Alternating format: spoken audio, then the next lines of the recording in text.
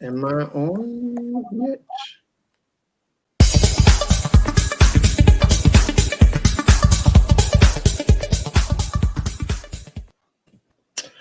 Welcome.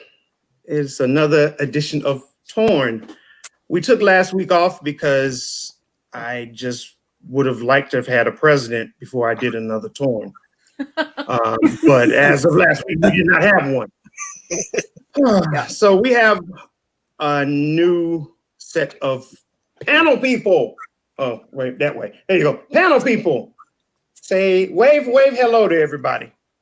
Some of the faces you are familiar with, some of them you are not. So we are going to get started. Those of you who are used to watching, you know what the questions are going to be. Oh, guys, if you can, on the panel, share this on your own Facebook page. Go to RDU on stage and share this on your own page. I'm about to do that right now. Let's see if we can get up there right quick. Come on, load live. If y'all find it before I do. Are y'all really whispering right now? There it is. I found it. Questions are going to be, okay.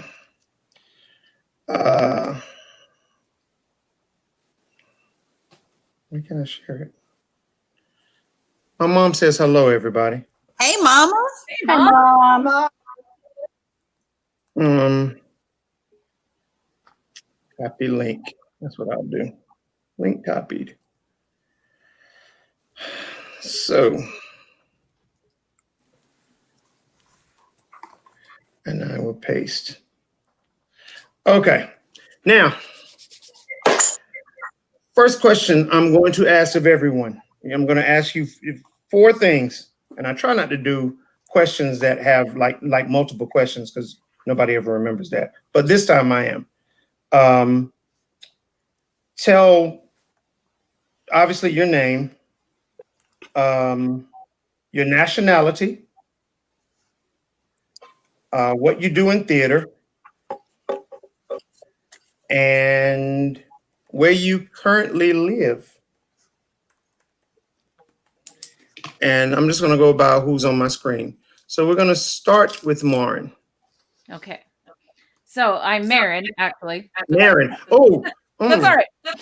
I'm Marion Scriven-Swenson, and I live in, I'm Caucasian. I'm American. And I am a theater critic. I am the vice president of Utah Theater Bloggers. And so obviously I live in Utah. I live just north of Salt Lake City in a small town called Clearfield. Thank you. All right. We are going to go now to Heather. I am Heather Strickland. I am American. I am the executive director of Raleigh Little Theater, and I live in Northeast Raleigh. Okay, thank you. Jesse? Hello, my name is Jesse Gephardt.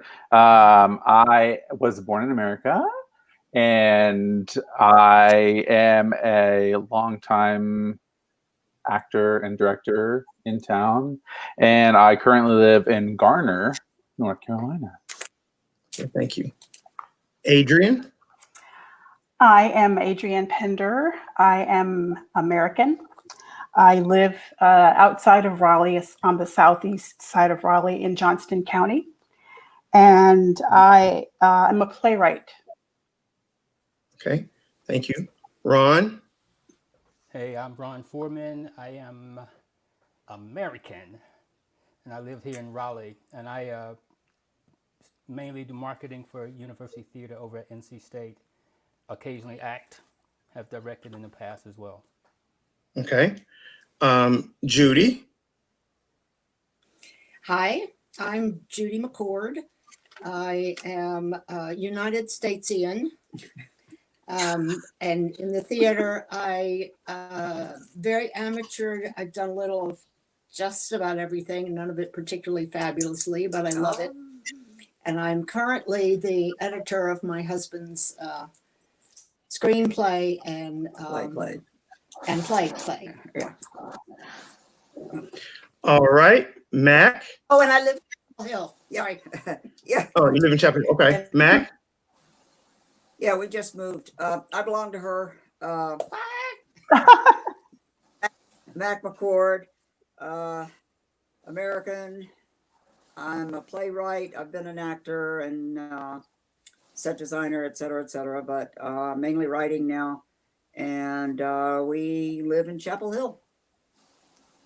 Okay. So I don't know if I want to do these last two, but I'm gonna try it anyway. Shonda Branch. Good evening, everybody. I am Shonda Branch, singer, dancer, actor, choreographer, and director. I recently directed a virtual piece. Excited about that. But I spend most of my time as a theater educator. I'm the director of theater at Southeast Raleigh High School. And I live not too far from the school in Southeast Raleigh. What's your nationality? I identify as Black American. Thank you. See, that's why I didn't want to call on to y'all. Aya Wallace.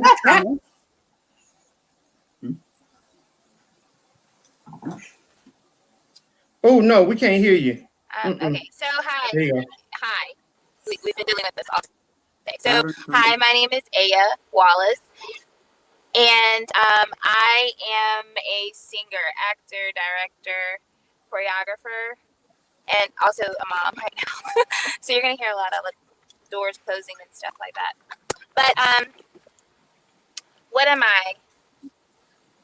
That's my answer. What am I? And then that's all I got for you. Oh, I live in Raleigh, North Carolina. Okay, thank you. And yeah. And that's why you know. So everybody, Judy, have you seen this show before? No. Wow. Okay. So everybody, for the most part, said American. For the most part. And I definitely appreciate that. Shonda and Aya have hosted the show before. They're co-hosts, so they played along. But a lot of times the response I get from the Caucasian persuasion is American, and generally from anyone else I get I don't just get a nationality, I get a heritage in front of the nationality. So I get African American or something of that nature. But for the first time, and Judy said she's never seen the show before, I got someone that said what this country actually is. What we're going to talk about tonight deals with our programming. And that's everybody up here. That's not just the whites or the Caucasians, and it's not just the blacks and whatever we are identifying with this week, Negro, African American, Afro American, colored, whatever we want to call ourselves. The programming that we have, we call ourselves Americans. America is a continent. It's not a country. Nationality means the state or the country that you are from, that you represent. America is not a country. Mexico has Mexicans. Canada has Canadians. I know, Shonda, leave me alone. United States has what Judy said. United States. Mm-hmm. But we are accustomed to saying we're American. But it ain't just us, y'all. Overseas, in England, they say we're American. In Canada, they say we're American. In Mexico, they say we're American. But in Mexico, Mexicans are Americans. Canadians are Americans. Because America is a continent. But that's the programming that we have. We are so bougie and arrogant that we have taken the name of a continent and claimed it for ourselves as our country. So let's talk.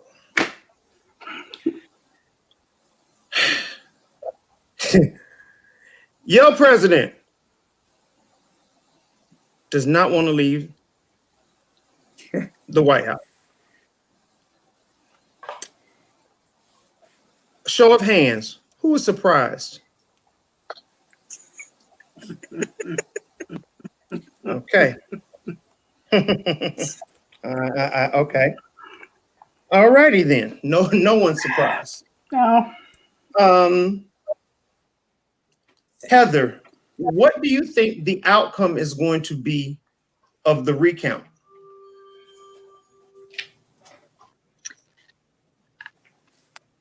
I think we will see the same result that we have now. Okay. Marion, Tucker Carlson has gone on TV to say that there is evidence that there was voter fraud, that they pulled some ballots out of a trash can and things like this. When do you think all this, when do you think there will be a final decision that they would just say, okay, this is enough, we're done? I think that from what I've seen on the news, the final decision, everything that they're seeing, most of the judges are saying there is no evidence of fraud. But I think that there will be continued whining, for lack of a better term, as long as we give it attention. Yeah. As long as we Good give point. it attention. Wow. Yep. Adrian, she said, as long as we give it attention. If we stop giving it attention, do you think Trump will go away? No, not at all. Okay. Okay. Right now, he does not want to give any information to Biden. What do you think? Do you think that has hurt Biden, his future as far as taking the presidency? And if yes or no, explain how. I don't think it's hurt him yet, but I think the longer it drags on, it potentially could.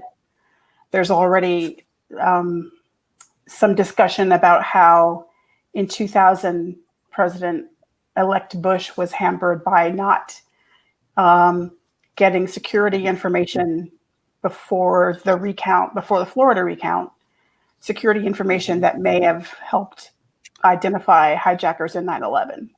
So the longer it drags on, I think it could potentially harm the incoming administration. But I think at the moment, I think Biden's probably doing the right thing and just playing it cool and letting Trump have his tantrum. Okay. Jesse, what do you see happening if the tantrum goes on to January 20th and not in the White House, but what do you see happening in the country?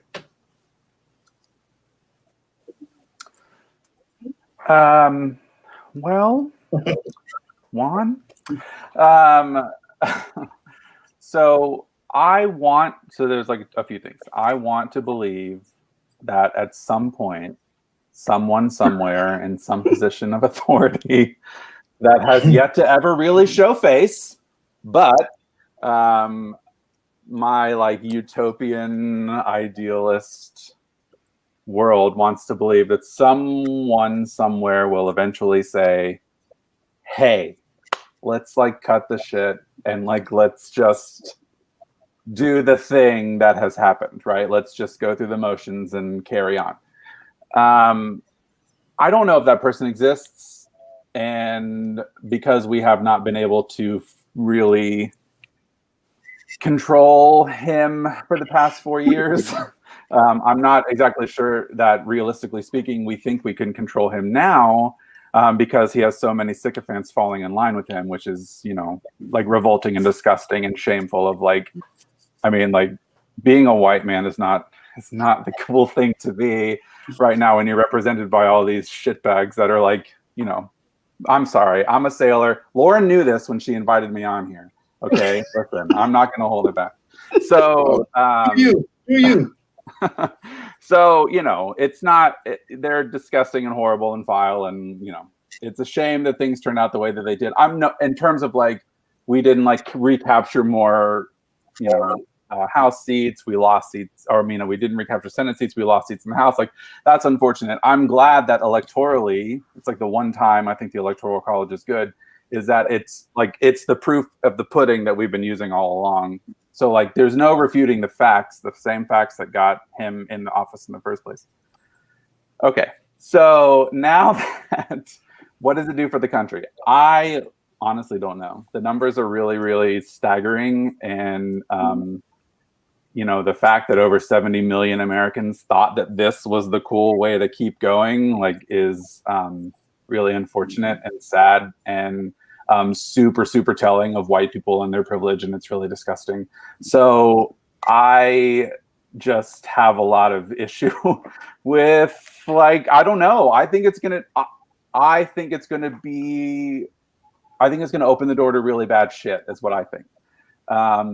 And really bad shit that is going to completely like take up the space of Biden's first 4 years, in a similar way that Trump had his first 4 years taken away because he's a fucking corrupt piece of garbage. And, so anyway, that's my answer, Juan. Are you happy you asked? Don't hold back. Yes, I am actually. Yes, I am very happy I asked. Yes, sir. Mac, Jesse said his first 4 years. Do you think there will be 8 years total for Biden?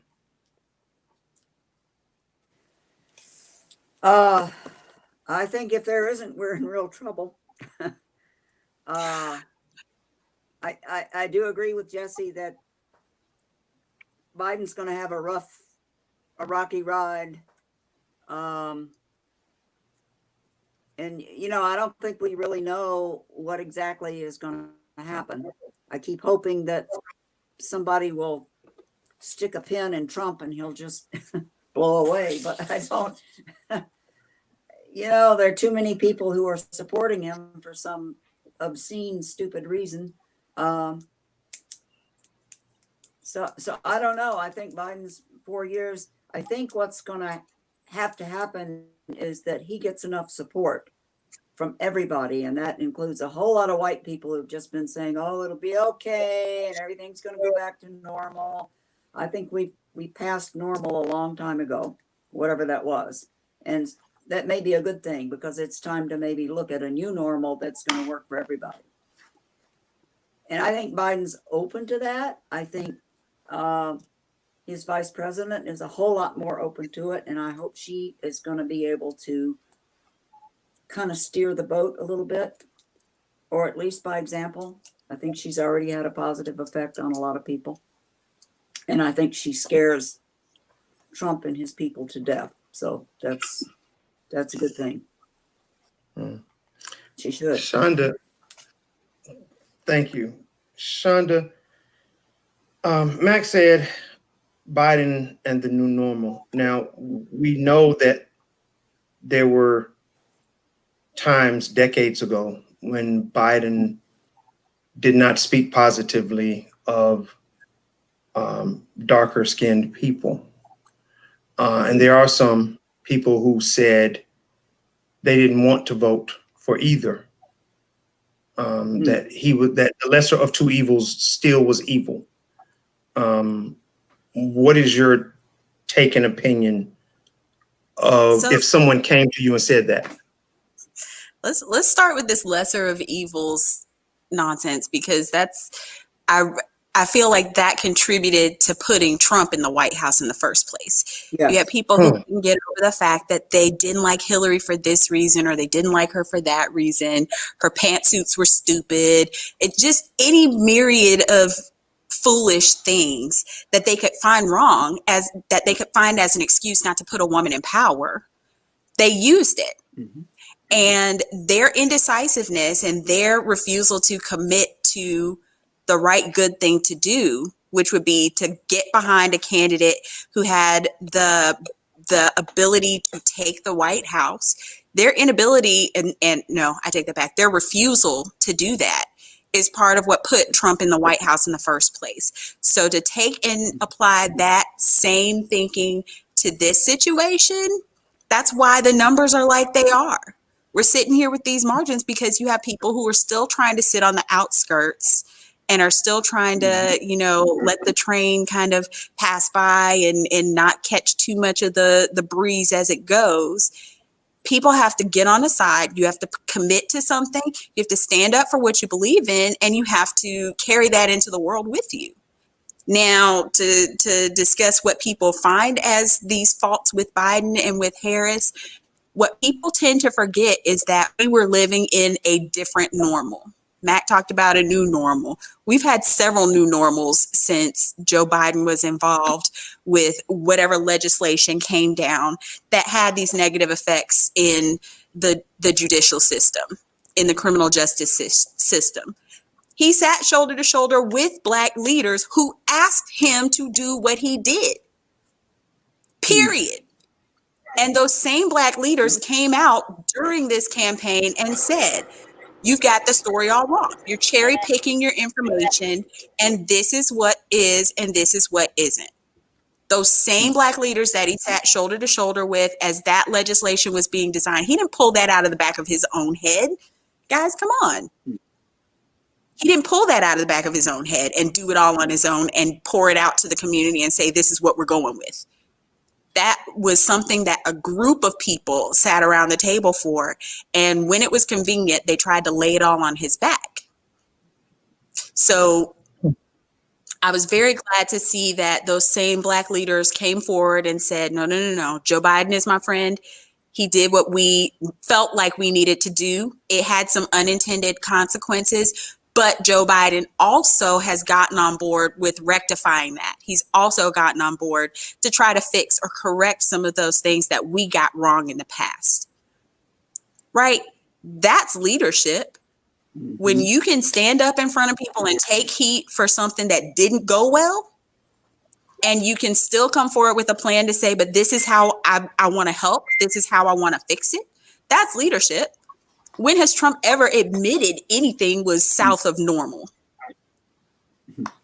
Never. He doesn't have it in him. And let's talk about my girl Kamala, my soror, right? Let's talk about Kamala Harris, because she is not to be toyed with, and everybody knows it. Yeah. And when they finally turn her loose and let her get to work, I think we're going to see more shift and more change than we'd anticipated. Somebody said that Joe Biden's got a rough ride ahead of him. Well, it's a good thing he's a cowboy then. Yeah. That's what he does. Yep. That's what he does. So I have every hope and every confidence that he's going to get there and get busy, and I think we're going to see more movement than even we are thinking we will see. We have every right to be pessimistic right now. We saw what they did to Obama when he came into office, and everybody was like, yes, finally, we're going to do the things and get the stuff. And they shut it down from day one. I don't think they have the ability to go on a total lockdown and be completely obstructionist like they were before. I just don't think they can pull it off this time. Not with two new figureheads, and not with an American public who knows what they're capable of. We've seen the playbook now. It depends on Georgia. Yeah, it does. Come on, Georgia. Come on, Georgia. I agree. I think that Kamala is Biden's biggest asset. Kamala is the reason. if you wanted to hold your nose and vote for Biden, like Kamala was the reason. She's going to be the one that gets him through all this. She's the one being set up. I mean, like it's a Biden administration is actually 4 years of Biden and 4 years of Kamala, honestly. Yes, I agree. Okay. Okay with that. And Ron, I'm coming to you in a second, but since we on Kamala, Mac and Judy, Kamala had previously ruled against trans issues. What is your thoughts? What are your thoughts on her rulings against some of her rulings that have been negative towards people of color, trans issues? I didn't know about it. I'm not sure about the rulings that you're referring to, but I know that over the last year, I've heard nothing but supportive stuff from Kamala for any LGBT folk. So I'll look into that. That's Yeah, well, I have no idea. Yeah. I'm usually Okay. smart about that, right? How long ago what was this? Give me a second. I'm gonna look. 2004. Oh my. Okay. That was Well, another it brings planet. up an interesting point, though. Yeah, Yeah. that is an interesting point. I mean, it brings up an interesting point in like where people started to where they are, and the trajectory of that path is important and not to be ignored or poo-pooed. 16 years Right. Exactly. I mean, don't get me wrong. People change, and people are allowed to change. But it is always interesting for me to know how you feel. How you feel about. That was funny. How you feel about, where they were and where they are now. For me, and the important point. I was going to say the important point for me is where are they now? Where have they come from? How far have they moved? And she has done leaps into the direction I want to see it go. Yeah, we hope. Well, Both see, of them have one of the reasons why I bring stuff like this up is because a lot of times, and I don't necessarily, I'm not up here to say who everybody up here supports or doesn't support, but I know a lot of time Trump supporters will bring up, look at Shonda's face, will bring up the past of someone who supports a Democratic candidate. They will immediately bring up their past and say at one time they supported such and such, or they thought such and such way. And it will be enough to upset that person. And my counter argument for that always is, what does your candidate currently support? What have they always stood behind? Exactly. Come on, you cannot drag someone's past into it if you're not willing to have yours dug up as well. So if you have a Confederate flag in your garage, I do not want to hear any argument you have about what someone thought 16 years ago. Yeah, right. Exactly. I have to admit what I thought 16 years ago. Yeah. Well, it reinforces the idea that continually is perpetuated about like people seem to want a perfect candidate, and like they just don't exist. Like everyone's got a history. Everyone comes from somewhere. Like some people's history is worse than others, but like when you want a perfect candidate, then you're never going to get them. So like, you have to accept people's growth as a positive thing. Like if they were 20 years ago, if they spoke out against gay marriage, but within the last 5 years, Kamala's in pride parades and she's wearing, glittery, sparkly rainbow flags. And she's very vocal about supporting our community. Like that means more to me than 20 years ago when things were different. Yes. And they're what about arguments, which are designed to detract from the real, battle that is happening of, do you want to vote for the just candidate or do you want to fight for the unjust candidate? Like, those are your choices. And these what about arguments that detract from that broader scope of, for 4 years, we spent so much time under a leader that centered himself. And when you center yourself, you can't see systematic issues, you can't see others, you can't see racism, you can't see sexism, you can't see public policy and how it's supposed to support the broader good. So do we really want to live under a leader that centers himself, or do we want to be under a leader that can potentially actually see the infrastructure and the public support networks that are needed and how all of us are connected to each other? I don't have any time for what about arguments, because it doesn't matter in the broader scheme of, I was reading, Dr. Ibram Kendi had an article in the Atlantic very recently. It was either yesterday or today that it was published. And, our candidates so often talk about the battle for the soul of America. And he has this beautiful point of America has two souls. And one is fighting for injustice and one is fighting for justice. And which side are you going to be on? And it's kind of clear which side each of these candidates are on. And those what about moments, they don't really factor into what is just and what is unjust. Well, sorry, go ahead, man. Go ahead. Yeah. The first, I think it was the second weekend after Trump was inaugurated. I was in New York City at BroadwayCon because that's how nerdy I am. And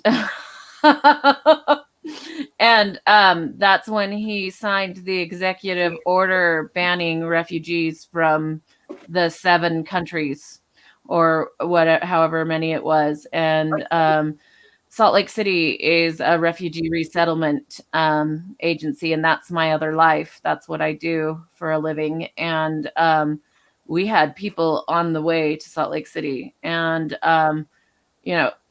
Utah is 86% Caucasian. And a lot of our diversity comes from our refugees. And just what I know and what I understand about how refugees are vetted and how safe they really are. I mean, the process to become a refugee is by far the most strenuous immigration process and the most difficult thing for a person to go through to come to this country. That was probably the most eye-opening thing to me when it came to who this person was and how he was trying to stop people coming here. And ever since then, that just has been, you look at a person and what they're trying to do and who they are blocking. And ever since then, that's always been in the back of my mind. Whenever we look at anything, is just who are they trying to stop? So, good point. Yes, very good, very good. I want to kind of switch gears. Ron, so there was a message that went out to social media. The NAACP came on and said it was false because it was associated with the NAACP. And it said after the election that this past weekend that all Black people should, no Black males should travel by themselves. They should travel in pairs. Because Proud Boys and some of the other white nationalist racist groups were going to be snatching up Black men. The NAACP came on to social media and said they didn't put that out. Wow. But it was designed to scare us and to make us scared. Did it make you scared? And if whatever your answer is, yes or no, elaborate, please. I didn't see it, so No, it didn't make me Would it? scared. Now, would it have made me scared if I seen it? You want to sit here? No. I don't know. On Facebook, a lot of stuff that I see on Facebook, I just let it just off my shoulder, because you know I'm just not one to buy into the hysteria. You know, it's like watching CNN, and I realized something during back in 2001 during the 9/11 attacks. I watched CNN 24 hours a day for day after day. It took me a while to realize that, let's say the news that came on at 8 o'clock to 9 o'clock was the same news that then came on at 9 to 10, 10 to 11, 11 to 12. So it was just repeating itself. So it gave the impression that this thing was just happening and there was no out of it until I turned off the TV. So when I see stuff like crazy stuff on Facebook and stuff, I don't know, I just don't allow myself to go to that place where, okay, we're about to be, you know, people just gonna beat me up on the street and stuff. Short answer is no. Okay. Yeah. Okay. Ron, do me a favor. Try to turn up the volume on your microphone, because it's a little hard to hear you. Try to turn up the volume. Okay. I appreciate that response, Ron, and I'm tell you the reason why. And the reason why I asked you that question is because I thought the same thing when I saw it, and and this is for the general public that's watching. I think what happened when it was put out is that these white nationalists and people thought that they were going to put the fear into us that they have put in for the past 100 or so years. You ain't putting no fear into me. You didn't scare me at all, and you wasted your time. But whatever. Okay. Marion, I wanted to come back to you right quick. So these refugees, with the way they've been treated here lately in these past 4 years, do they think it's worse than their own country? It depends where they're from. So that's kind of a loaded question. Mostly no. Mostly they're still happy to be here because most of their countries are just not a lot worse. But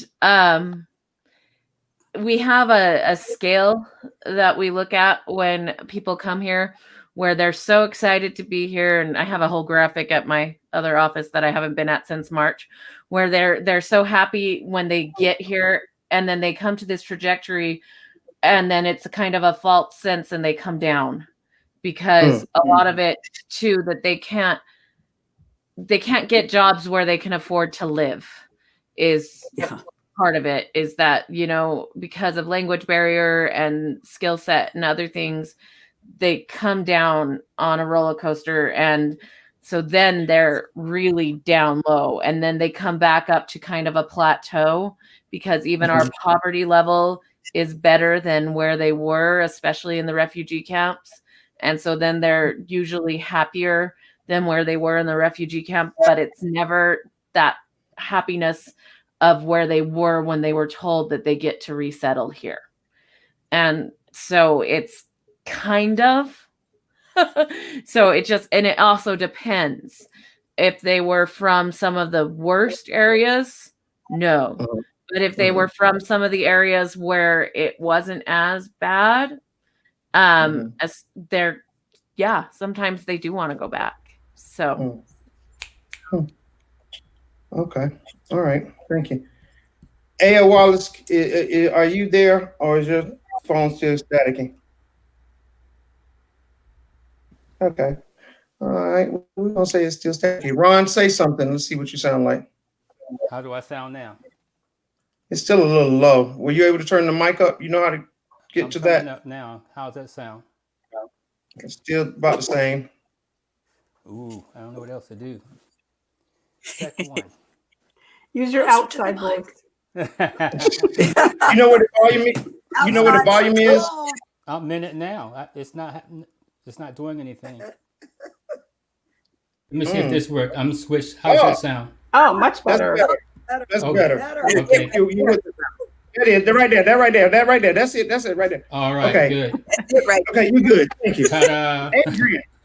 Adrian, Uh-oh. you wrote something. Tell us about it. Ian.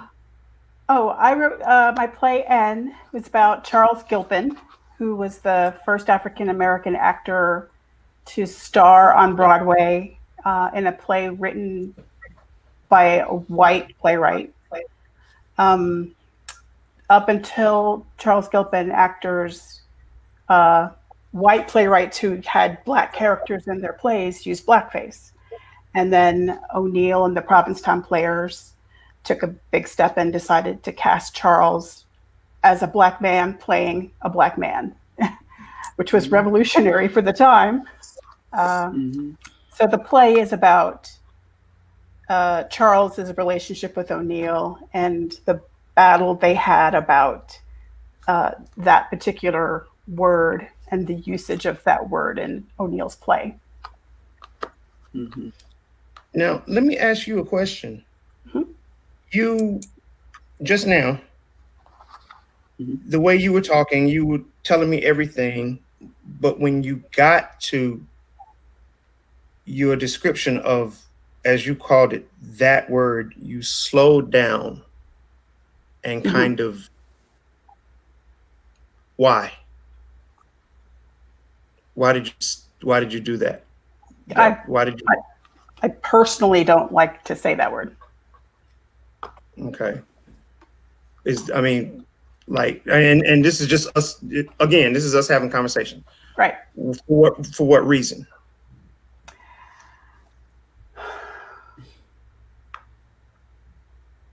That's such a hard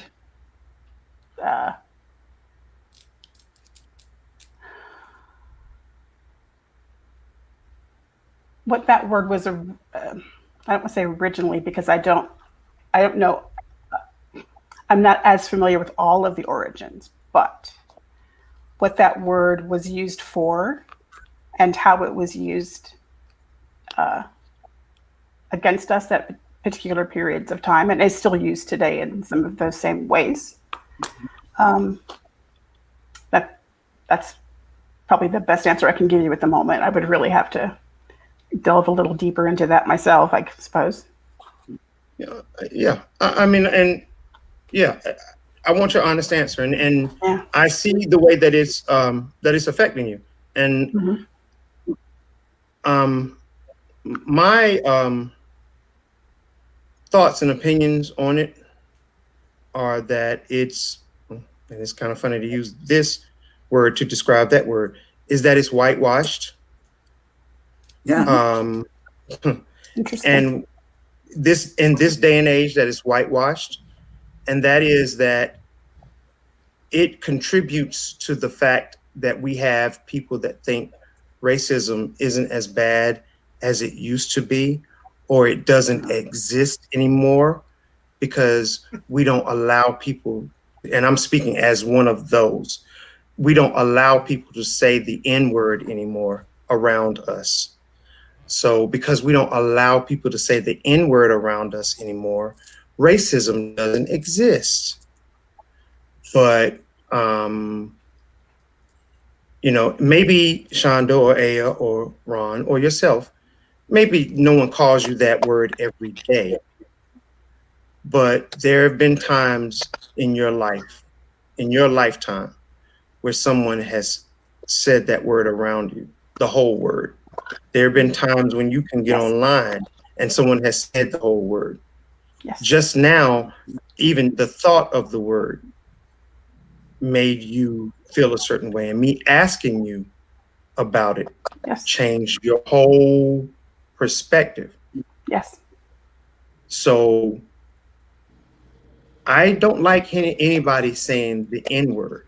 I don't like I don't like them saying nigga, but I don't like anyone saying the N-word because it's lipstick on a pig. And because people say the N-word, then it dresses it up, and it's, you know, we're not racist because we don't let people say the N-word. We had an artistic director on the last show, and we were having conversations, and she was talking, and I said, say the word, and she said it, and about 10 minutes later she came back and she said, when I said it, I felt hot, and I started sweating, and I felt like I was going to faint. Good. I don't ever have to worry about you saying the word again. You know what it feels like. You felt uncomfortable. You felt uneasy. That's how you're supposed to feel. But saying the N-word, well, we don't say the N-word. It rolls off the tongue so easily that it doesn't mean anything. But when you said nigga, everything went dark for you. And I asked that because, as I said, when you were describing the play and it being called in, you slowed your speech down. And I'm sorry, y'all. I'm supposed to be asking y'all questions, but I felt like I needed to get that out. Jesse, I'm sorry. I know your hair had turned back. It started turning back its natural color while I was running my mouth. But I had to get that out. Juan, let me jump in on that. Go ahead.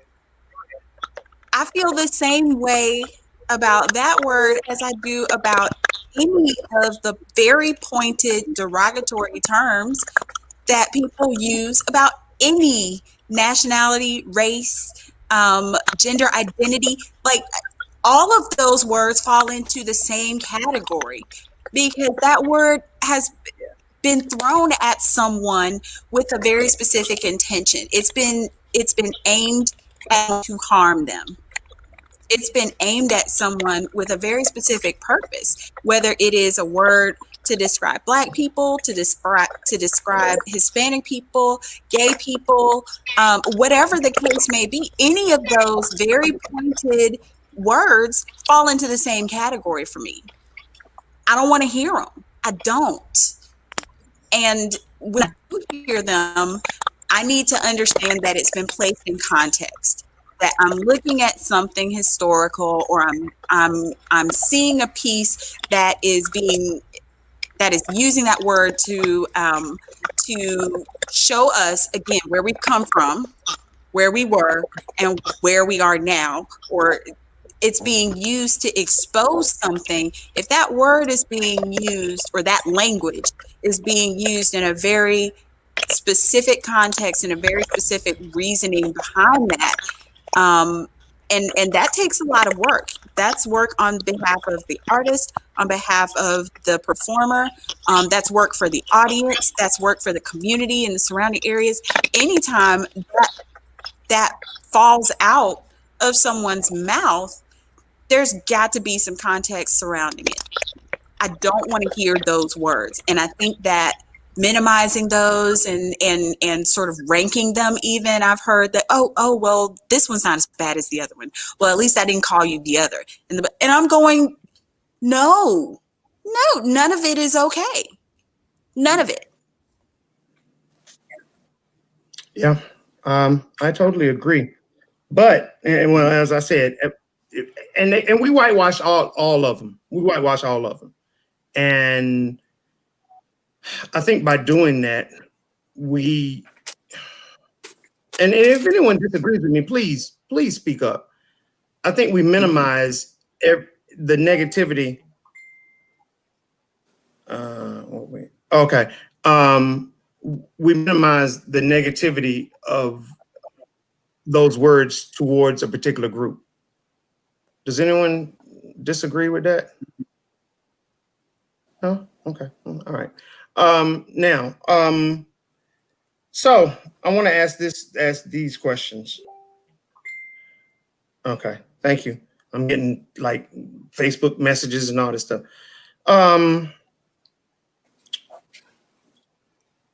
George Floyd was months ago. Why am I still doing torn? It needs to stop. Heather, I just saw your face. Yeah. Why am I still doing this? It's over. Why still go on? Jesse, what is your response to that question? Because it's been asked of me. What's your response?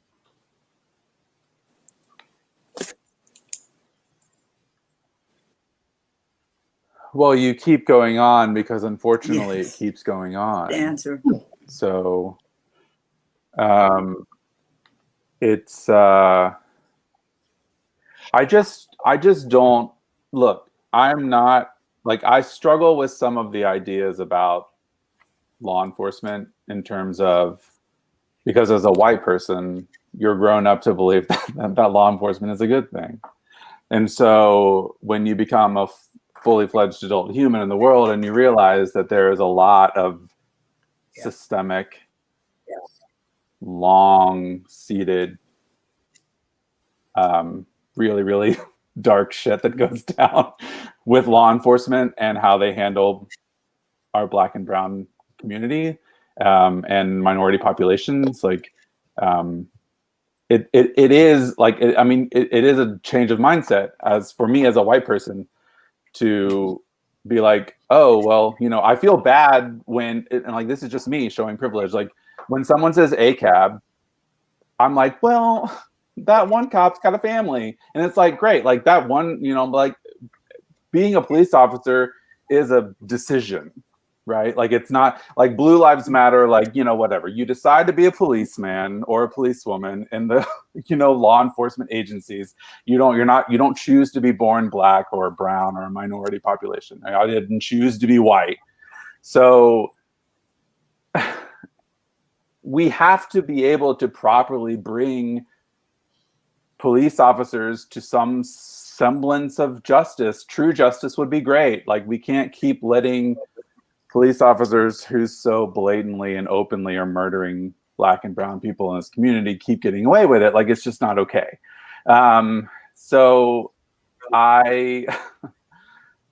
you keep doing it because it keeps happening. And, I wish it would stop happening. And until we can figure out a way to, the problem is like the caveat against all this stuff about Trump leaving the White House, all this stuff about completely reforming and rebuilding police infrastructure in America. Like you are answered with an angry mob. I mean, like that's what you run up against. Like the ideas of doing it are great. And like, let's funnel money into it and get some plans and do the thing. But like what you're going to get is an angry mob of people on the other side of it. So then your whole mind becomes thinking about how to handle that rather than properly handling the thing. And handling that is a lot of work and attention. And so then you just don't do it. And it's just not okay. Okay. Okay, Ron, yes. Unmute yourself.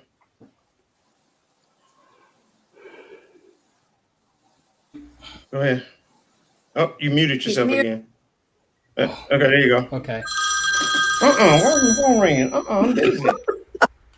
No. That means you ain't watching. Go ahead.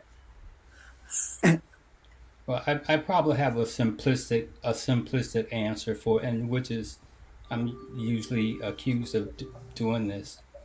That it will stop when this happens. I have a solution for all of this, and it's really, really simple. Just simply stop.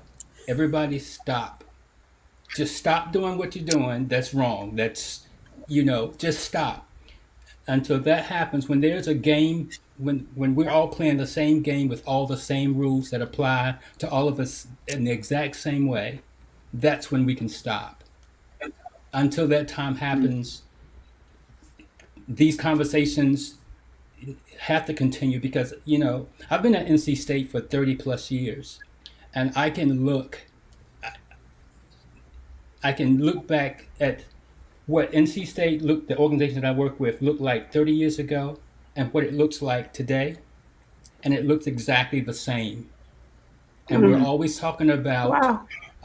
we're talking about equity, equality, inclusion. We're talking about all those things, but the picture looks exactly the same. The people in power look exactly the same. And until those things happen, until those things change, and we get a monopoly game where the rules are the same for everybody, and everybody, if somebody breaks a rule, then the consequence for that is exactly the same, no matter what color this person is. Until that happens, then that's my opinion. And y'all, this is very disheartening for me because I work with Ron. I work over there and I know exactly what he's talking about. But Aya, Jesse just told me what he just told me. And I look at him, Aya, and I say, well, what about black on black crime? What's your response to that? Aya Wallace, what's your response to that? What about black on black crime? Why did you give me that question? I mean, why any crime? Okay, why any crime? Okay, that's my response to that is why any crime at all. And then for us to be able to look at our community as a whole and to say, okay, how do we fix the community as a whole? How do we go in and provide the necessary tools and resources for people so that they don't feel like they have to be involved in the things that they are that produces these types of issues and problems. I was just talking to someone today, just got off the phone with them probably about an hour or two ago, and they were talking about how they are parents to foster children, and just the place where they have come from to the place where they're living now. And it's a Black family, and they have foster children who have dealt with some tough things. And when you go from making D's and F's just because you don't have a parent that can concentrate on assisting you with your homework versus trying to figure out what they're going to do to make money. And when my friend said that to me, my immediate reaction was, oh, well, then they need to get a job. Like that was my first thought. Like my first thought was me as a mom. I was thinking, oh, well, I got my full-time job and I clean buildings in the evenings and I do this and I do that. Why? And I immediately stopped because that's not an option for some people. Like it's not an option to have access, Aya, to be able to find a job to go clean buildings at night. How are they going to get there? I had a car. Yeah. So, for a parent to say, you know what, I don't have time to worry about you reading right now because I got to figure out how I'm going to get food on your plate. So now that child is in a foster home where the parents are able to say, hey, we've got a tutor for you. We have, hey, let's sit down. I know it's summertime, but let's sit down and let's get on these words. Let's do these words and let's figure out how you're going to read. Let's figure out, all of the things that are needed in order for that child who now has straight A's. And the child said to his foster parent, I got A's. And then all of a sudden things just start popping out like, oh, I can do this and I can do that and I can do this. And so the goal of what they want to be is now bigger just because of the resources. So now I don't have to worry about crime because now the resources are in my hands to do bigger and better. So what about just crime? Can we just deal with that? Thank you. Thank you. Poverty. just deal with that. I teach high school, and our kids are struggling right now. Not just because it's a pandemic, like that would be one thing, but the pandemic triggered this whole economic landslide, and I have kids who are the breadwinners in their home. They are the ones who have steady jobs. Why? Because they were working essential jobs when their parents got laid off. They were the ones working at McDonald's or working at the grocery store or working in jobs that were considered essential. So how dare I penalize a child who's like, Miss Branch, I can't log on for today because I got to go to work. Baby, you do you. Shoot me an email. Tell me what you need. How can I support you? There are so much that people are not even factoring into. Everybody's like, well, let's just get them back in school. Let's get them back. Well, if they come back to school, who's going to work? People are not thinking through things from a holistic standpoint. People are not thinking through things from a standpoint that dismisses or puts their privilege in the back seat for a few minutes. You're annoyed with your kid. You raised them. You're annoyed with your kid at the kitchen table all day. So you want to dump them back on the school system. You want to dump them back and let the teacher handle it. When in reality, that's not what they need. They need this quality time with you. They need this quality time where you can talk to them about their goals and dreams and aspirations, where you have a chance to correct some of the bad habits that they've slid into over time. It's not bad parenting. Sometimes it's that exactly the way Aya said. Parents are busy. They've been working. They've been distracted. They've got a lot going on. Having this opportunity to slow down and stop and refocus has not been a bad thing for all families. And I think that the prevailing myth is that parents are stressed out because school is closed and the kids don't have this and they don't have the teachers and the tech is stressing. And all of that has a little tiny kernel to it. It does. But if those parents who just want their kids out of the house because they're annoyed with them would take a step back and think about kids who are holding up families, who are keeping food in the refrigerator and the lights on in the house, if they would take a step back and think about somebody other than themselves, their viewpoint would shift a little bit. And I just, if we as a nation could come to a point where we can think about somebody, maybe not even first, but somebody else in addition to ourselves, I think a lot of our viewpoints would shift and change and open up some new perspectives and allow us to function in a way that's not solely dependent on what I want. Okay. Thank you. That's that teacher coming out, y'all. Sorry, I got. I done sat in on the class before. I know. Adrian, and I'm gonna shift one more time after this question. This is gonna be all y'all gonna have a little something to say about this next thing. I'm gonna shift to. But Adrian, before I shift, Trump has done more for Black people than any other president since Lincoln. Go. Go.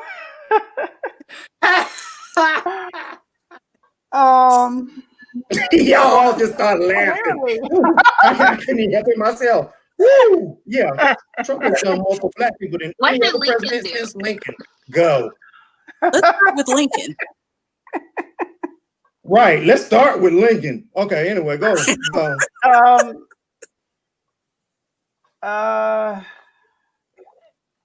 No. Name one thing. I can't. And you know what? And I don't like short responses, but I'm taking that from you because that is my response. Yeah. Most people, when they argue with people. I got one. Go ahead. Hey, I want to hear this. What has Trump done for Black people? He has allowed us to see for real. He has allowed the audacity of white supremacists to just come out right up in our face. Now I don't have to ask you. Now I don't have to question if you like me or not. Now you can look me in the face and tell me if you like me or not. Now my son can drive in a car with my sorority symbols on the front, and you as a white man in a truck can flick my 16-year-old son?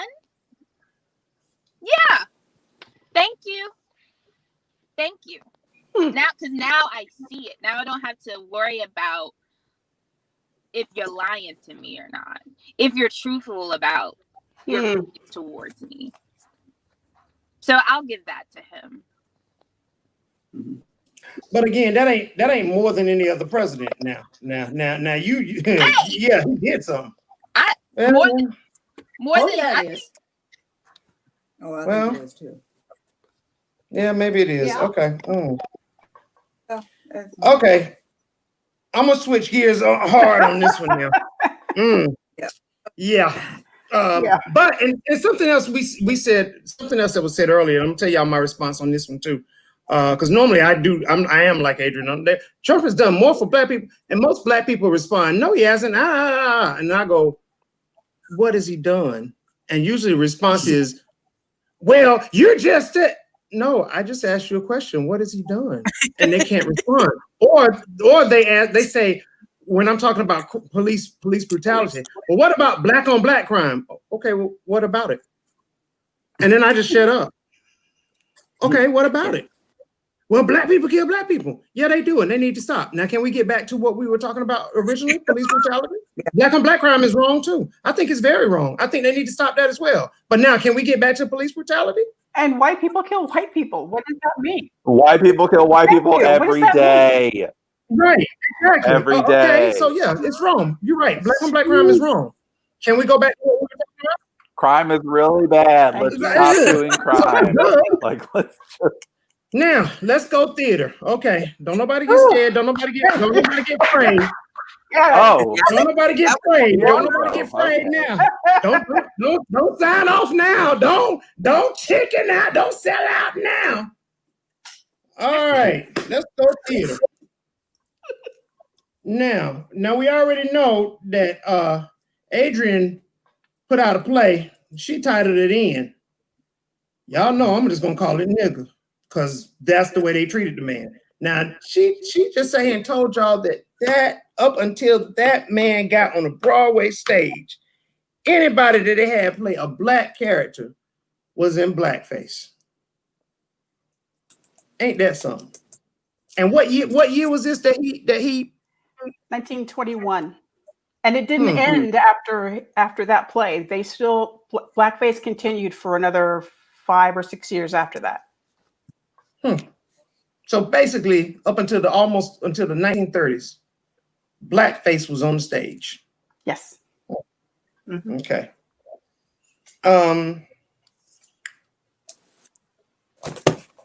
Shonda Branch, do you think there is still a form of blackface continuing in theater to this day? Absolutely. And what form is that?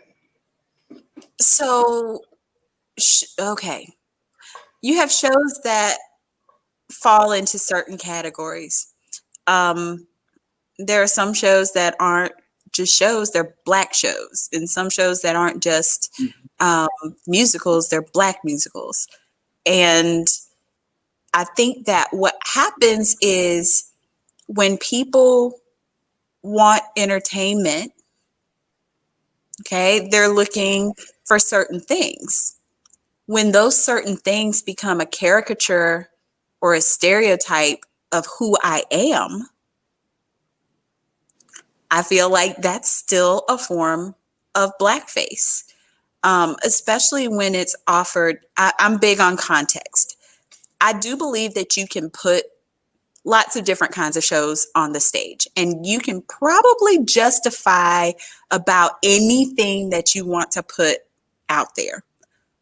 But my issue is when it is simply presented and it it is just fodder for entertainment. There's no learning, there's no lesson, there's no education behind it, there's no conversation around it.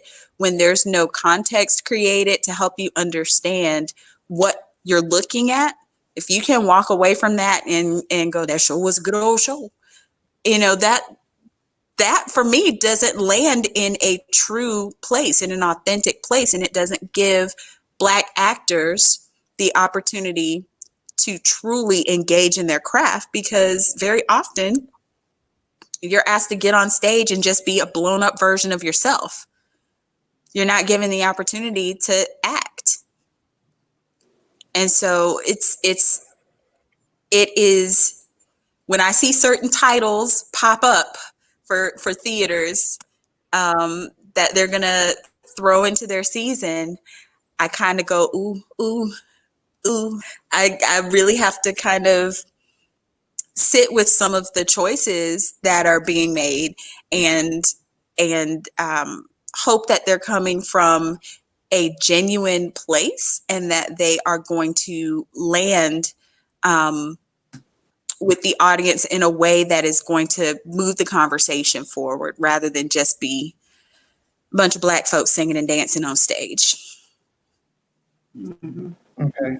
Well, I guess the other part of that conversation is who is your theater audience and who is your theater administration? Who's making the choice that this is the show we're going to pull and do and put on the stage, and who is able to come and see the show that's been pulled and put on stage? I think that those are the other two parts of the conversation that really have to be discussed. okay. Well, Jesse, let me ask you, these plays have been written, they're out there. So why can't theaters do these particular plays that Shonda's seeing with the title where the word is chicken and it's spelled CHIKIN apostrophe? Right. So I was like just having this conversation the other day with theaters that are choosing to do shows that you know, I maybe I was familiar with the title, but I wasn't really familiar with like the cast makeup, and you know, or like, you know, some of what I consider to be some of my favorite, you know, Tennessee Williams is one of my favorite playwrights, but like, you know, Cat on a Hot Tin Roof, it's got like 3 Black actors in it and they're all the help. So like, do we continue to produce Cat on a Hot Tin Roof? Like, is the story that good that we have to ask these 3 Black actors to play the help? Like, that's so insulting. And like, there was a show that was like attempted to be programmed by a company that, you know, like the only characters in it were Black people that worked in the home of the white people. And I was like, where do we get off in 2020 asking Black actors to continue to play the servants? Like, it just doesn't make it. It does not compute to me. And like, it's sad when I think about the fact that like we may not produce a bulk of like Tennessee Williams plays anymore because that's how he wrote. But you know what? I don't know. Like, I just feel like we have to pick it up and move it forward. And if picking it up means abandoning them plays that asks our Black and brown like actor colleagues to demean themselves to play the help for white people, like, fine. Like, unless the play is written in such a way that that Black actor is going to get some sort of like major turnaround and like it's a new play written or something, you know. But like these old plays with these old tropes, like, it doesn't make sense. It doesn't make sense. I don't understand a lot of the programming decisions that are made around here. I struggle with them sometimes when I try to think about how we are continuing to broaden our horizons with casting and allowing opportunity and of race and ability. And, you know, I feel like some of the leadership within our community is still rooted in a place of like just producing what's comfortable for them. And like, I understand the idea. It's way past time to own up and to move forward in a way that really, really, really opens the door for everyone. Okay. Shonda, you got a rebuttal? Because you're smiling real hard. No, I just one of the things that I feel like it goes along with what Jesse is saying is it's time to reimagine the canon. Like the great playwrights of the 20th century were great for the 20th century. We are living in the 21st century. So who and where are our great playwrights of this generation who are going to tell and Tennessee Williams, I love Cat on a Hot Tin Roof. It's a great show. It's really like there's some good stuff in there. My issue is that was written from a perspective that suited the time and place. That was fine for then. What's next? What's next? And I think I'm going to shout out RLT because RLT has a program that is fostering exactly that. New playwrights are being given space and the opportunity and resources to learn the craft and to generate something that can go forward and will speak to this generation. I have one of the works of children's literature that I just honestly have a huge issue with is Peter Pan. I hate it when people pull Peter Pan out because people don't even think about the fact that it's demeaning to Native and Indigenous peoples. Just today, I said this just today, Chandra. There's a whole song stricken from the revival of Annie Get Your Gun.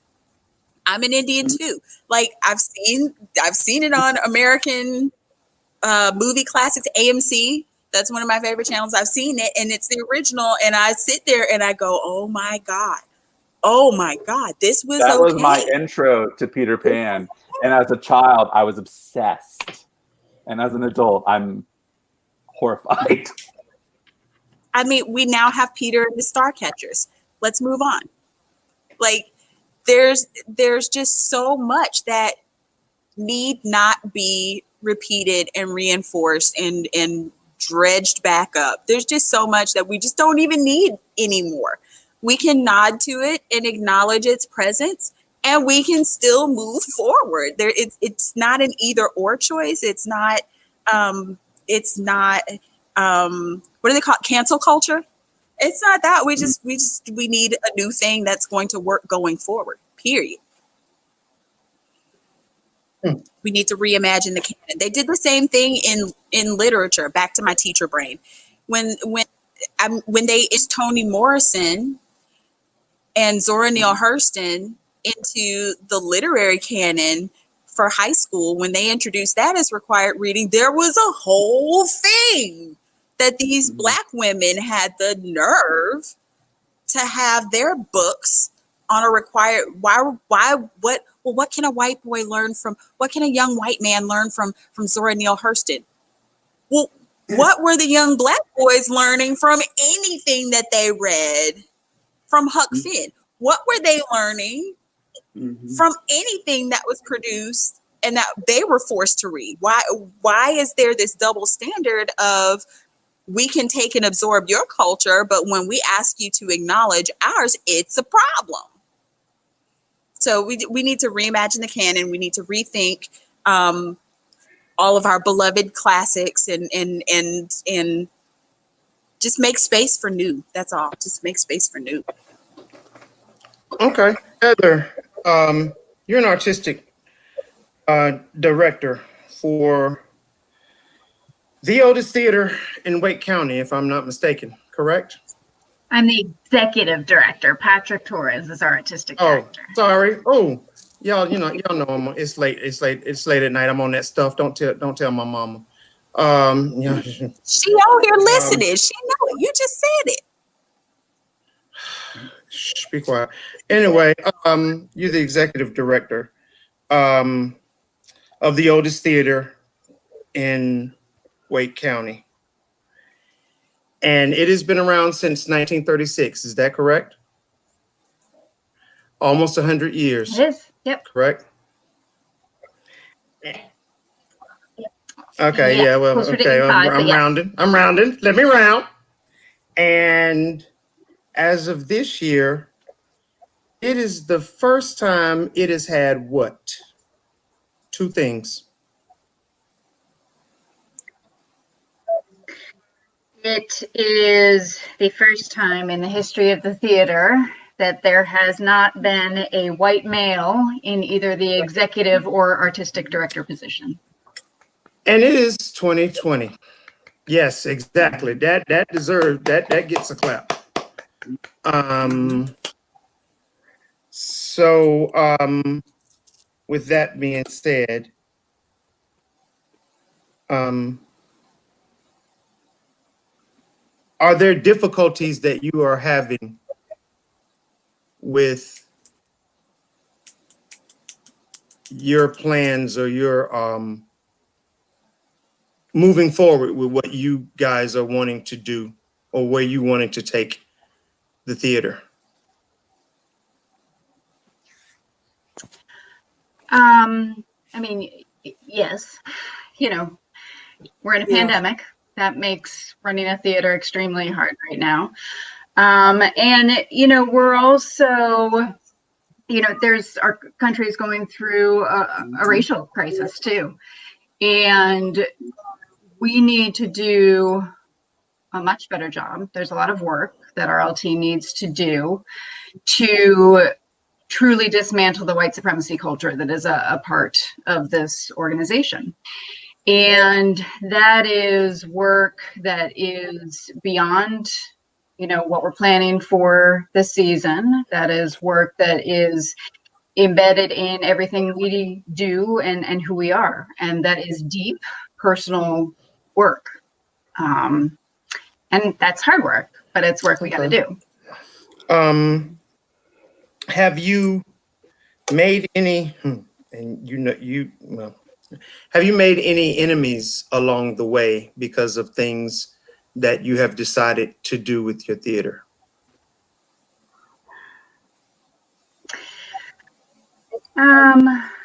I don't know that enemies is the right word. I mean, certainly as we change and grow, there are people that are not going to be on board with our changes and our growth. And there have certainly been folks that have decided that RLT is not for them anymore.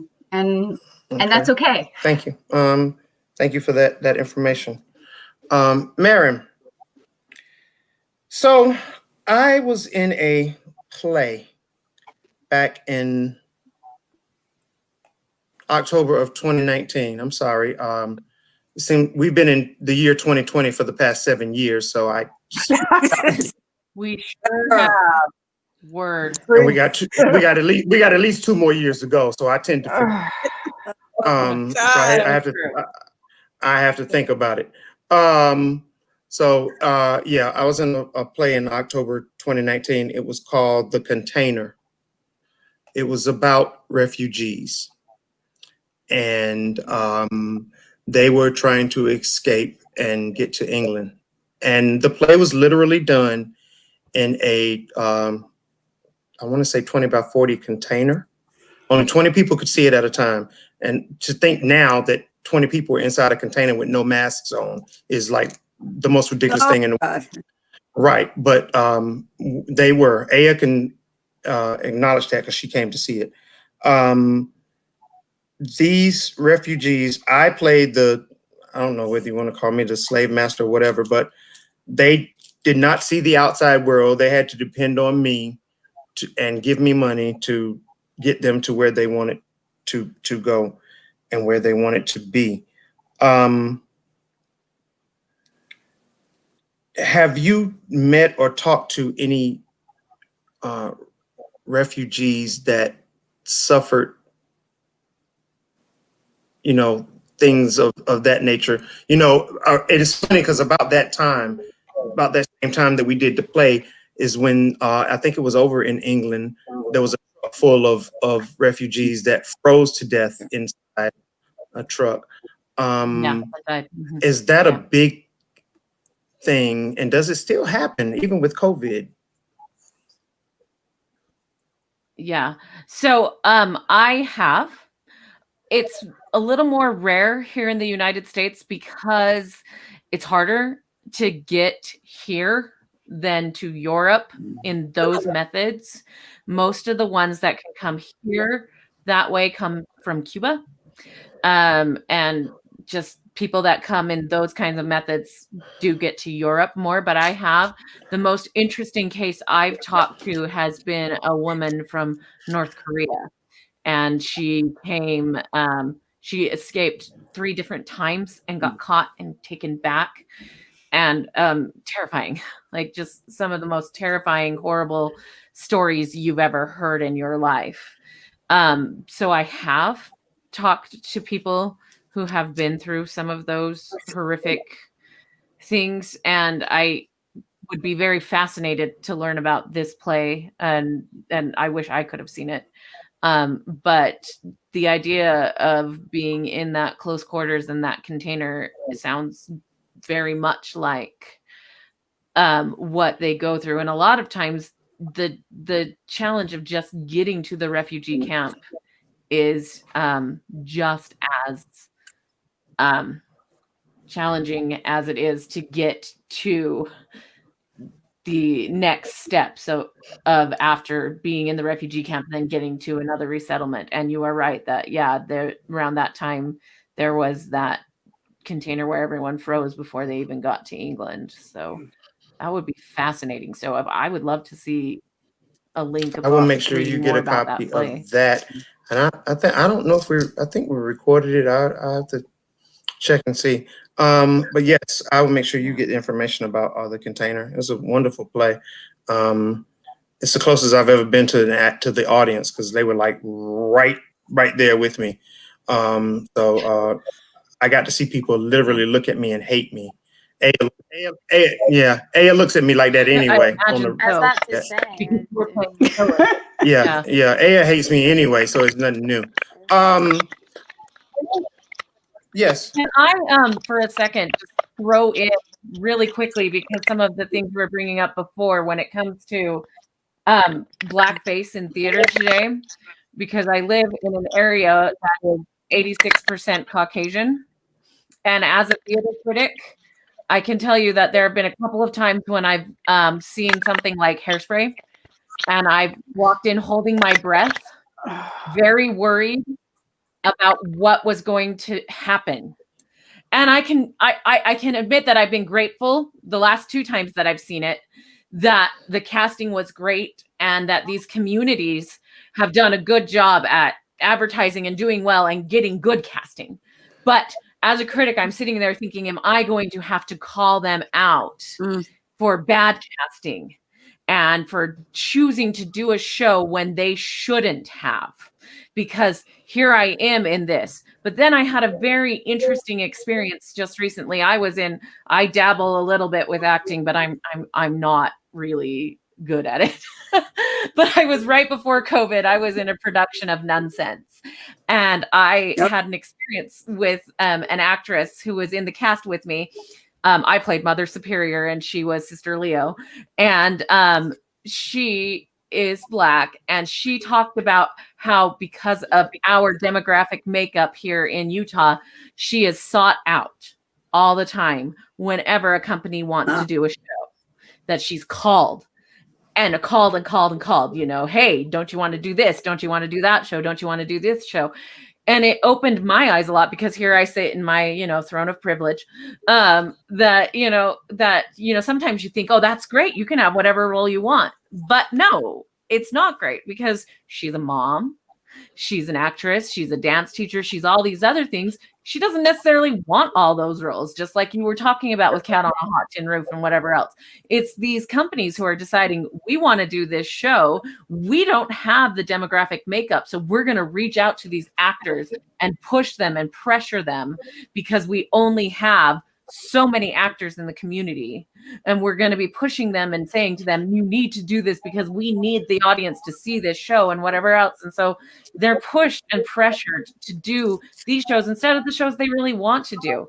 And we have two sisters in our community that were so frustrated with the community that they went out and started their own company. It's called Good Company Theater here in Ogden, Utah. And they started their own theater company because they were so tired of being pushed into these roles that they only wanted to do. And they are now the only Black owned company in Utah that we're aware of.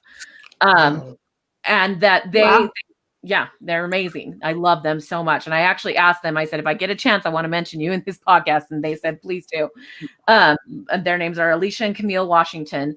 And they bridge all kinds of gaps. And they go and they push boundaries. They do staged readings of new shows, and they do shows that aren't usually seen in the theaters here. And they're just amazing. But they saw a need and they went out and did it. But a lot of it was just because a lot of times artists out here, they get put into these little boxes because we don't have the diversity. And I even see it with my children. So my two daughters, I have 2 daughters and 4 stepkids, but my 2 daughters are biracial because my ex-husband is Asian, and my daughters are biracial in that way of you could look like any race. And my oldest daughter loves theater, and so she can get cast in all kinds of things, which is great in some ways, but not. And y'all talked about Peter Pan a little bit ago, and everyone's like, oh, she can be this and she can be that, and so she gets put in these weird roles that she feels uncomfortable with sometimes, but she wants to be in theater, and so she does it. But and then we face the racism, and as like I said, in my seat of privilege, I didn't realize, and I didn't know how hard it was until I see it from my kids' eyes. So, and then just my last point was, I'm 41 years old. And when we talked earlier about how it's a different world than it used to be, back in the 90s when I was in high school, people did things like West Side Story and encouraged half of us to go lay in the tanning bed so that we could be on the other side. And it's good that we've kind of gotten a little more woke from that sort of situation, but still, as a critic, I hold my breath here to hope we're not there still. And so when you talk about changing the canon and making sure we're making the right choices, as a critic, I'm still trying to face some of that. So when you ask if there is still blackface in theater today, I would say that, yeah, we do still have that problem. Thank you. Juan. Yes. Can I ask Marion a question? Sure. Marion, with the Black Theater Company out in Utah, how has the attendance So they're in a been? very small area. They first they were when they first started, they were just renting out different theaters. They had an amphitheater that they used and whatever else, but then they lucked out and got this little warehouse. And so it's kind of a black box, and it's really funny because they have a little pillar that goes right in the middle of the stage, and it's always a joke about how are they going to use that pillar to their benefit. But I wish I could tell you how much they seat. I want to say they maybe seat 100 and 130, and usually opening night's not big, but by the closing night they can sell out.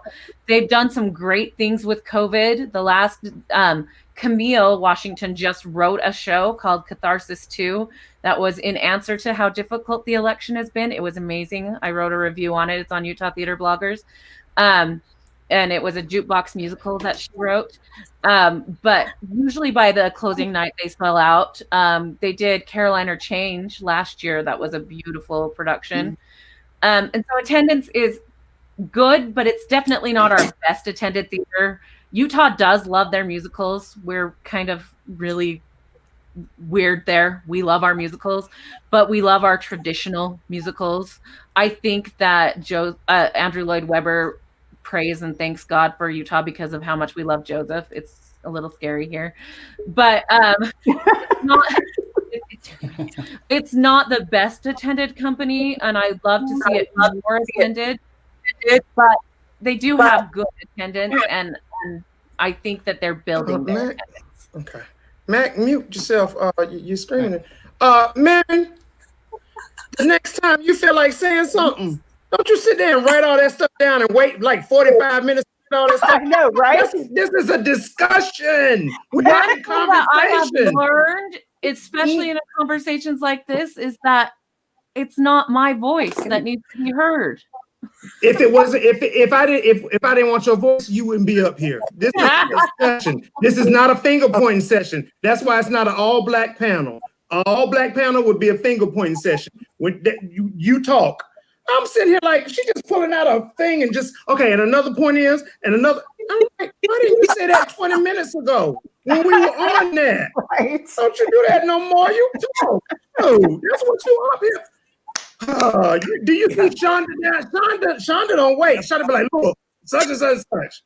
I'm just like, oh, I she know got. I'm well enough to know if I'm gonna get in, I got to jump in. So That's right. I'm like, gosh, God. Look, Jesse up there. When Jesse gets started, that hair gonna turn deep purple. Okay, I'm just saying, hey, that. Yeah. Oh, but thank you, Mary. Look, we all feel like we know her better now. Like, oh, she got something to say now. Mac and Judy and the baby and the baby.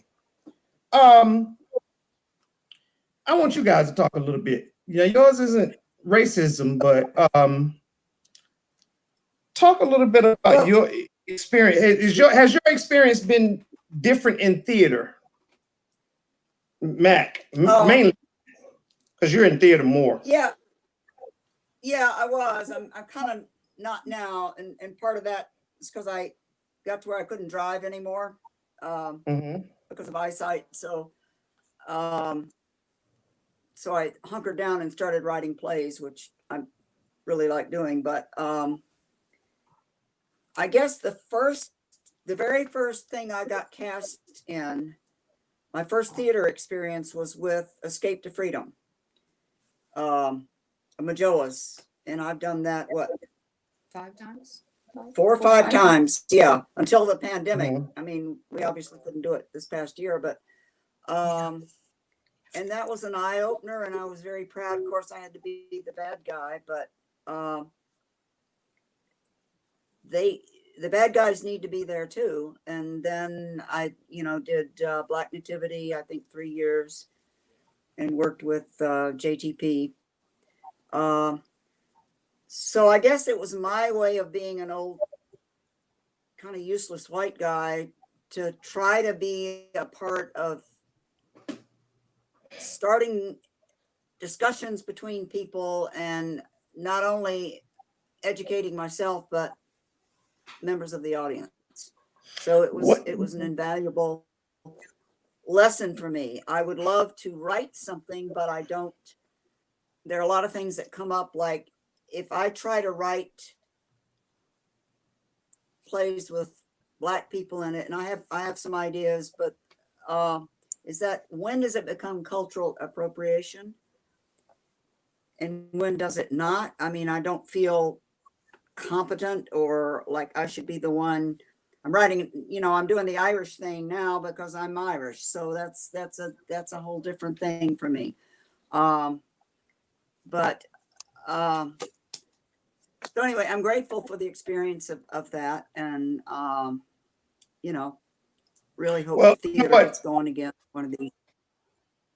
I want Adrian to answer that question. When Adrian, as a writer, when does it? Okay. For Mac's question, when does it become? When is it just him writing, and when does it become?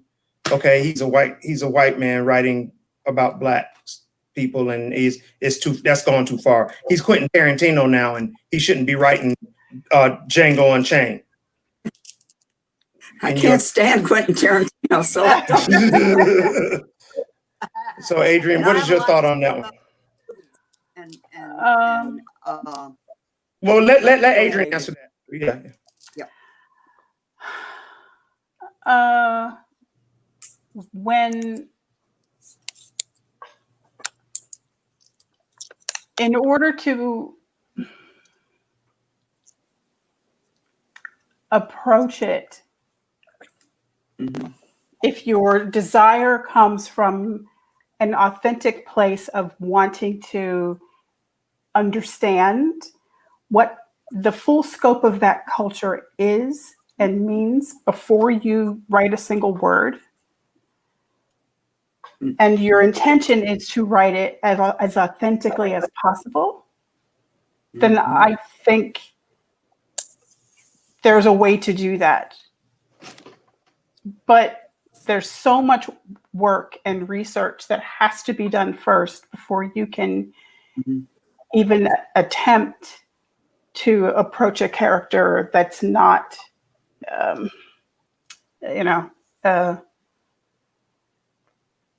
that's outside of your own knowledge. Yeah. Yeah.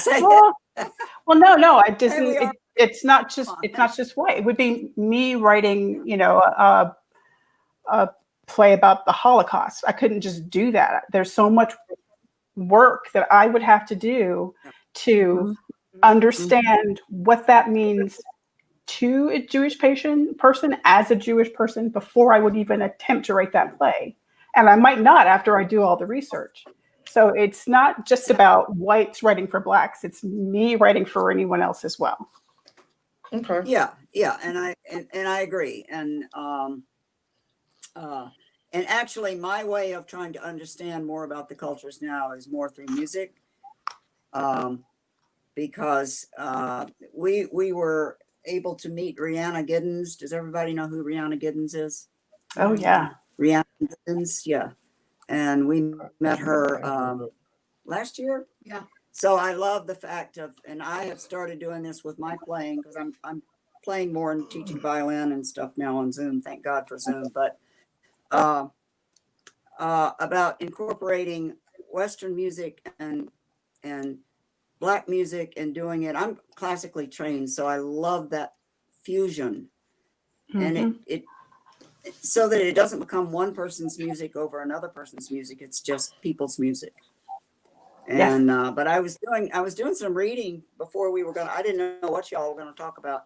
And I was thinking, well, what about Marion Anderson, who was she was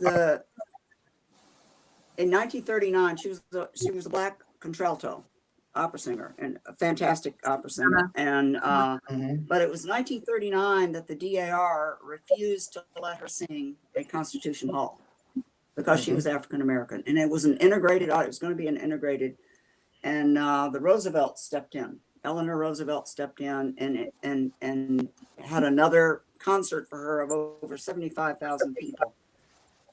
Saw that on radio, and then of course she went on to become a cultural icon for the United States for everybody. But you know that was, we were talking about the first Black man on Broadway.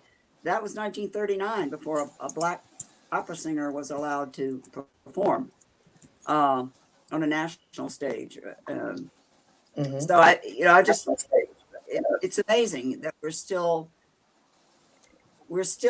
looking at this, and why has it taken so long?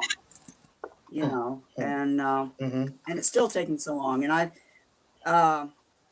yet when people try to do things, and I follow movies and stuff, and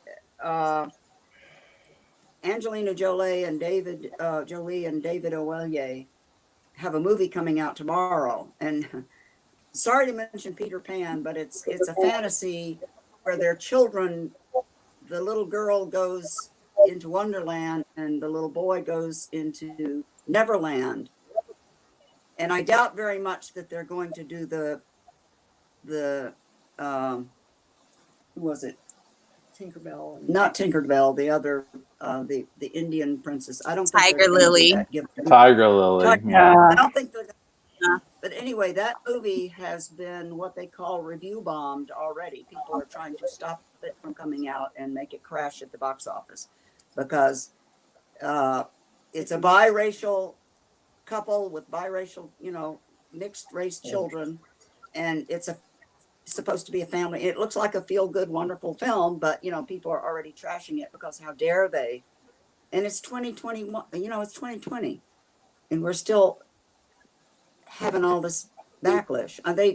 They tried to do the same thing to what it was Captain Marvel, because it was a female, and it's like, oh my God, we can't have this and shit like that. So when people do try to do things, whether you like the people or not, or whatever they're trying to do, they're going to face so much crap. And yeah, it's from a certain segment of the population that is looking for trolls and so forth, but still, they can actually affect whether or not a movie makes it, which is scary. Because there's a lot of money people are going to lose, and if enough people keep losing enough money, they're not going to do it anymore. They're going to want to play safe. And there's no answer to this. I have no answer to that as to how, other than people just have to keep doing it and keep trying and say, this could be normal. And if we, I think TV's done much better at showing a lot of things. Cartoons, for example. Yeah. Oh, what's this? All right, thank you. Kids younger, they're going to grow up hopefully accepting better. Okay. Hey, we might lose Aya because her phone's about to die. Okay, Aya. Jesse. Lord. I know. Aya, Hey, do you need my charger? how you gonna get it to her? Here. Jesse. Over. You are not right. Trying to help. I'm trying to help. Shonda, close your lips. Trying to help. No. Will not be shushed. Let me find the mute button.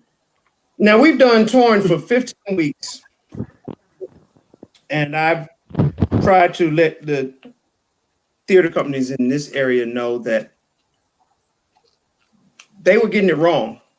Mm-hmm. Do you think it's been successful? So, I mean, I guess like my first question becomes like successful for who? Which fair question. And I can answer that. Do you think that the theater companies realized that there was systemic racism going on within the theater companies and that they weren't treating all of their talent, whether it's actors, sound designers, lighting, crews, whatever, that they weren't treating all of their talent the same? Black, Hispanic, Native, Persian, whatever.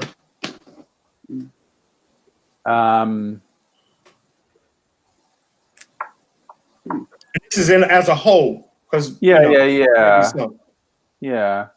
I mean, I would say that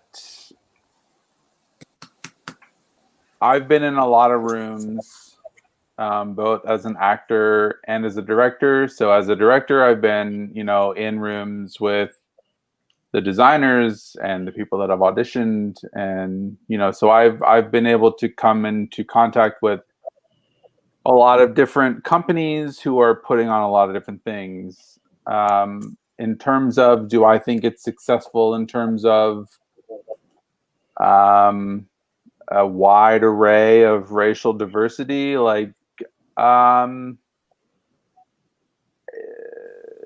So no, I mean, because I have to think about it, no. So, but do I think that there are companies who are trying? Yes. Do I think there are companies that need to try harder? Yes. I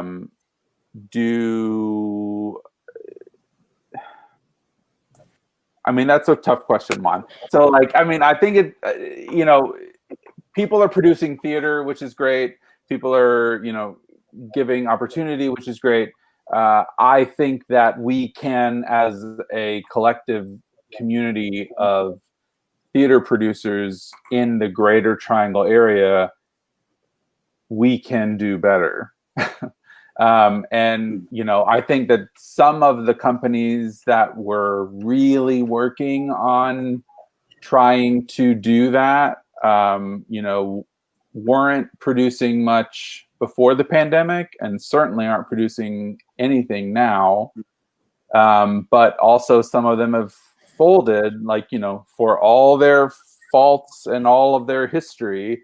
I mean, there were companies that were really interested in doing work with a very strong, diverse population, which was refreshing to see. despite the fact that they had a lot going on in the background, that ultimately made them go away. So, I guess the short answer is successful. Yes. I mean, like, to a degree, but there's always room for improvement. Adrian? Yes. Okay. Thank you. I would ask you, Juan, when you say successful, what is success to you, since that was your right goal in the beginning? Success to me would be that they have embraced the fact that there has been microaggression in the past, and they are actively doing things to change that within their own theater. And it is being seen by the theater public. It may not. It doesn't have to necessarily be like you don't have to do something every day. It doesn't have to be something major happening every day, but it is being seen that they are actively trying to do something. I mean, it's been 400 years. It's been like this for 400 years. You can't do it overnight, but they're trying to do more than what they were trying to do last year this time. Jesse. So I just have a question in terms of like, how do we measure that in 2020 when many, if not all, of our producing organizations have been completely shut down? So then how do we show support and signal this?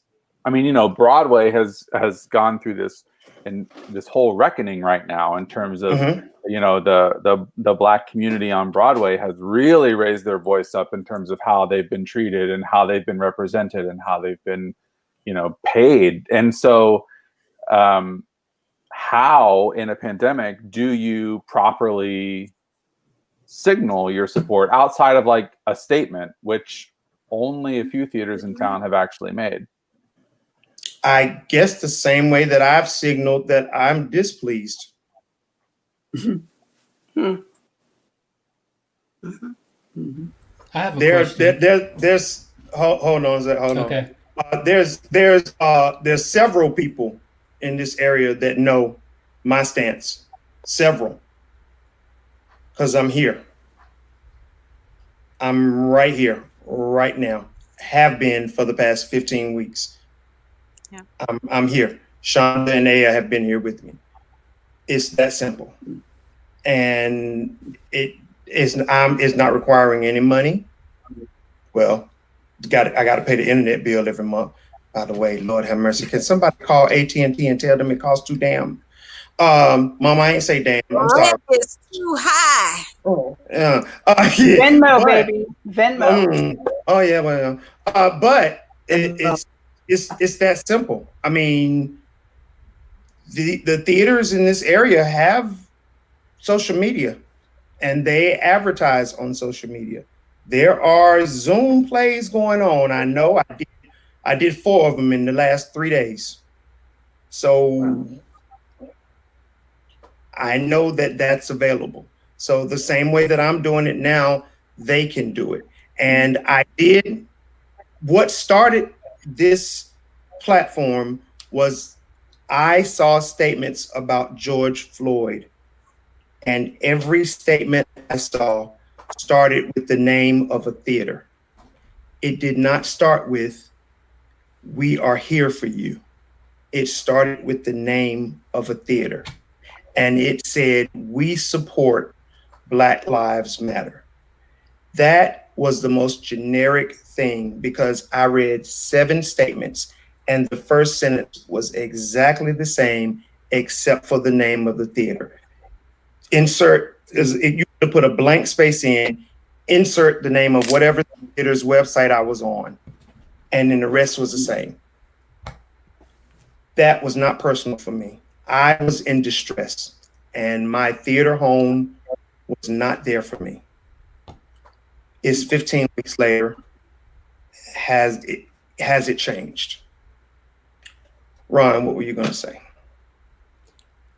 I don't know that this question really fits at this point, but Go I ahead. guess my question is this, and knowing that I was going to be on here this evening, I was sort of thinking, is it the goal for every theater in this area to now become this model that whatever this magical theater is it the goal for every theater to become that, or should it be that each theater should look at themselves and decide who they are, make that statement about who they are, put that information out, and then individual actors who now have that information can make a decision about, okay, what are the theaters we're going to be a part of, we're going to participate with? Because what I see is, I mean, they're just, I mean, this is crazy. It's like now every theater, let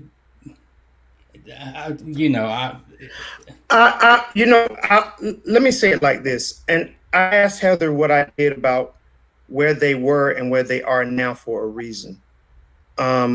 They stayed where they were for so long. It was the program. Just like I asked the very first question that I did when we started. It was a programming. That's the way it was. And Marion came up and said, the first Black theater in Utah. She didn't say a theater. She said the first Black theater. She had to, because it's part of the programming that we have, that we are. RLT's programming it's run by a white man. There's a white man in both the positions, the executive producer and the artistic director. If they're going to do a Black play, it's either going to be The Wiz, or a minority play, it's going to be West Side Story. Come on, Sean, give me the other ones that they're going to do. Bubbling Brown Sugar. Bubbling Brown Sugar. Misbehaving. Ain't misbehaving. Ma Rainey's Black Bottom. Yes. Yeah. And then you guys can be excused, because we're gonna do Shakespeare, and we're gonna do or we may call you back if we do an August Wilson. Other than that, you guys can have some free tickets if you want, but it's time for you to leave. And it's a part of the programming. It's time to change the programming. It's not necessarily anybody's fault that's here. It's not anybody's fault that's out here in this world now. It's just been a part of the programming. It's just the way it's always been. How many times? It's in February. Huh? And it's in February. Sorry, Yep. It's always in February. It's always in Black History Month. How many times have we heard? We've heard it from our own parents. Black people, we've heard it from our own parents. It's the way it's always been. So that's what we should expect. Yeah. No, that's not what we should expect. It's time to change it. It's time. And if Martin Luther King had heard, if Malcolm X had heard, if Medgar Evers had heard, this is the way it's always been, then there's 5 people I know may not be on here right now. We have to make the change. We can't wait for someone else to do it. So I'm up here now to make that change, because that's the way it's always been. So why can't the other theaters make the I have a change? quick question for Marion. Okay, yeah. Is The Wiz on that list of shows that you get invited to and you sort of hold your breath until, because it's sort of a No one in Utah would ever do this. There's not enough. There's a running joke between Juan and I. Every time we find an all-white version of The Wiz. They're out there. They're on YouTube. They're like, there's, and I'm going, how, where, why, how? It's so Yeah. No, I have actually never seen a live production of The Wiz because we know that we don't have enough people here. And yeah, if I ever got invited to a production of The Wiz, I probably would. That is The Wizard of Oz. The Wizard of Oz. Yeah. Yeah, because no, we don't have enough. We do not have enough ethnicity out here for that. No. But there are others that I get invited to where I'm like every time I get invited to Ragtime or Hairspray, I hold my breath. But yeah, no, The Wiz, I just know everybody should stop doing Ragtime. Well, and I mean, Just theaters cut it. have to go beyond the shows that they're producing too. Like that is an easy conversation, I think, for theaters to have is let's look at the shows that we're producing, but theaters also need to talk about their operations. They need to talk about their HR policies. They need to talk about who they're hiring, how they're recruiting, like, and it just like any organization should be doing right now. Like, we're not gonna fix the deep organizational problems just by changing the shows that we produce every season or how we cast. Like, and you know, my hope is that the theaters in this area, like maybe that's where they're starting the conversation. Like maybe what has happened in the more recent months is they are being more aware of what is very public facing. But I hope that at some point it goes beyond just what is public facing and they're doing like the deep internal work and they're rewriting policies and they are hiring BIPOC owned businesses to print their programs and do their graphic design, and they are really thinking about their recruitment strategies and trying to change what their staff looks like and being really thoughtful about how they engage volunteers, and then also what are the harmful disruption policies that they have in place so that when they do have more diverse volunteers and they do have a more diverse staff, how are those folks made to feel safe? And how do they make sure that their voice is heard if something has gone wrong? Like, this is a big concern for me because I think that we get a lot of that around here where we get a lot of, well, we hired some diversity, so we're good. And then we don't get a lot of the deep work. You know, we get a lot of, well, my best friends are Black. So did that hire come back to work? And I mean, sorry, Marion. Yeah, and I actually, no, you're fine. My daughter said that if it came up, I could share this. But just this week, the day after the election, at her school, someone came up to her and said, Trump 2020, white power. And, you know, I went into that administration and I was, you know, and luckily the administration took care of it right away. And it was handled.